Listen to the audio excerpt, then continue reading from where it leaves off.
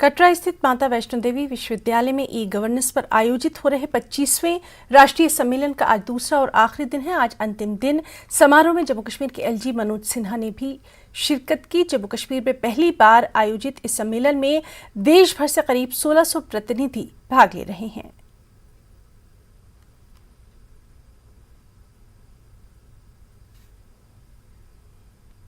मुख्यमंत्री हरियाणा श्री मनोहर लाल जी और माननीय उपराज्यपाल जम्मू कश्मीर मनोज सिन्हा जी का शुभागमन हम सबके बीच यहाँ हुआ है मंच पर। और निवेदन आपसे ये करूंगा कि आप अपने स्थान पर खड़े ही रहें क्योंकि राष्ट्रगान का भी समय है, इसलिए मैं। बीजेपी के वरिष्ठ नेता देवेंद्र सिंह राणा ने कहा कि बीजेपी निर्वाचन आयोग की किसी भी तारीख को विधानसभा चुनाव लड़ने को तैयार है। देवेंद्र सिंह राणा ने आज जम्मू में न्यूज 18 से बात करते हुए मतदाता सूची में नए मतदाताओं को शामिल करने का भी स्वागत किया।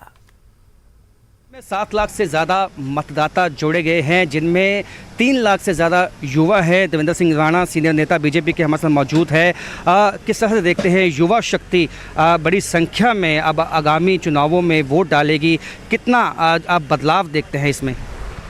देखिए, पिछले 3 साल के बाद ये वोटर्स की एक मतगणना हुई है और इसमें नौजवान साथी जो 18 बरस की उम्र पिछले 3 साल में जिन्होंने अचीव की है, उनका सबका इसमें आ गया है।